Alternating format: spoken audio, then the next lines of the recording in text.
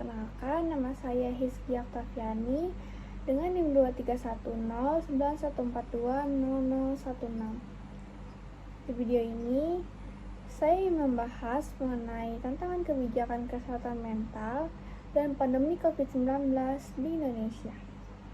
Wabah COVID-19 yang bermula di Wuhan, Cina, pada tahun 2019 telah menyebabkan pandemi internasional. Gejala umum COVID-19 meliputi demam, batuk, nyeri otot. Beberapa gejala khusus juga termasuk batuk berdahak, sakit kepala, diare, dan darah dalam dahak. Selain itu, pandemi ini juga dapat menyebabkan komplikasi serius seperti sindrom gangguan pernapasan akut, kerusakan jantung, dan infeksi sekunder oleh bakteri.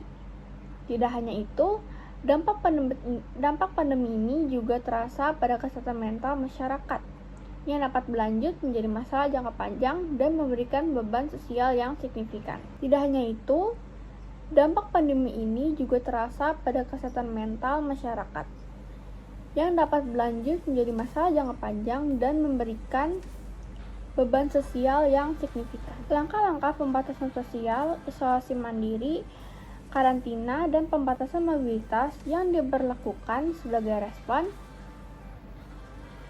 terhadap pandemi ini telah menimbulkan perasaan terisolasi dan gangguan dalam menjalankan aktivitas. Organisasi Kesehatan Dunia mengakui pentingnya kesehatan mental sebagai bagian dari upaya pencegahan COVID-19. Stigma dan keterbatasan sumber daya menjadi hambatan dalam keberhasilan program kesehatan mental di Indonesia. Oleh karena itu, mengatasi masalah ini diperlukan data berkualitas tinggi untuk merumuskan kebijakan yang efektif. Data ini membantu pemerintah dalam menangani pandemi COVID-19 dengan lebih cepat dan mengoptimalkan layanan kesehatan mental. Individu yang rentan terhadap kecemasan dan depresi termasuk perempuan, orang dengan tingkat pendidikan rendah, orang yang dirumahkan, atau menganggur, dan mereka yang tinggal di daerah dengan tingkat kasus COVID-19 yang tinggi. Untuk mengatasi, pemerintah Indonesia perlu memastikan ketersediaan layanan kesehatan mental yang merata dengan menyertakannya dalam program layanan masyarakat. Selama pandemi COVID-19, kebijakan kesehatan mental di Indonesia terus mengintegrasikan layanan tersebut, termasuk pendekatan berbasis masyarakat, pemberdayaan partisipatif, dan pendekatan dari bawah ke atas.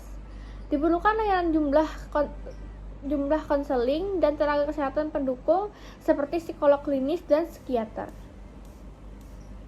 Sistem pendaftaran dan manajemen pasien serta pengelolaan data dan informasi juga perlu dioptimalkan. Integrasi layanan kesehatan mental ke dalam sistem layanan kesehatan umum juga penting. Meskipun telah ada undang-undang yang mengatur kesehatan jiwa di Indonesia, masih banyak masalah yang perlu diselesaikan terkait pembentukan peraturan turunan dan dukungan dari pemerintah daerah. Kebijakan yang berkaitan dengan kesehatan mental harus menjadi bagian penting dari upaya penanggulangan pandemi COVID-19. Masalah kesehatan mental berdampak langsung pada produktivitas masyarakat dan pengendalian pandemi. Oleh karena itu, penting bagi pemerintah untuk memberikan perhatian yang cukup kepada kesehatan mental, terutama dalam menyusun kebijakan pasca pandemi. Integrasi layanan kesehatan mental ke dalam konteks pandemi COVID-19, banyak di Indonesia mengalami kesulitan dalam menjaga kesehatan mental mereka. Kebijakan pembatasan sosial dan isolasi mandiri telah menyebabkan perasaan terisolasi dan gangguan dalam menjalankan kegiatan sehari-hari. Hal ini dapat meningkatkan risiko depresi, kecemasan, dan masalah kesehatan mental lainnya. Untuk mengatasi masalah ini, penting bagi pemerintah dan lembaga kesehatan untuk memastikan ketersediaan layanan kesehatan mental yang merata di Indonesia. Ini termasuk peningkatan jumlah layanan konseling dan dukungan psikologis. Selain itu, perlu ditingkatkan kesadaran masyarakat tentang pentingnya kesehatan mental dan menghilangkan stigma yang terkait dengan gangguan kesehatan mental.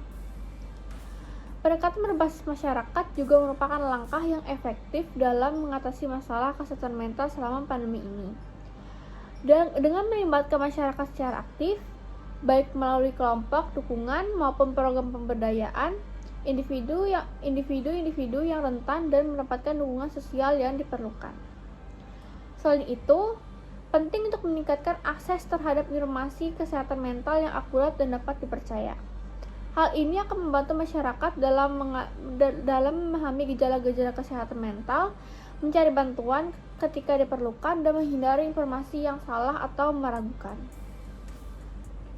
Dalam jangka panjang, pemerintah juga harus memperhatikan kesehatan mental dalam perencanaan kebijakan serta pandemi, integrasi layanan kesehatan mental ke dalam sistem perawatan kesehatan mental lebih luas, dan peningkatan sumber daya manusia di bidang kesehatan mental akan sangat penting untuk kebutuhan masyarakat.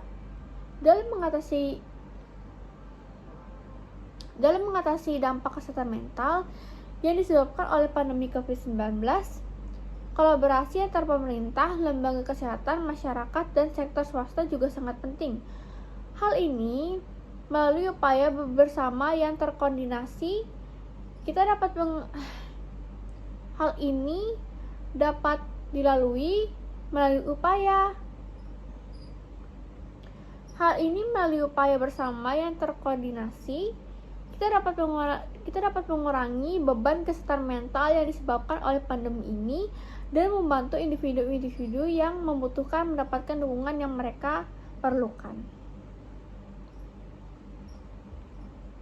Nah, berikut pembahasan mengenai tantangan kebijakan kesehatan mental dan pandemi COVID-19 di Indonesia. Terima kasih buat kalian yang sudah menyaksikan. Airas!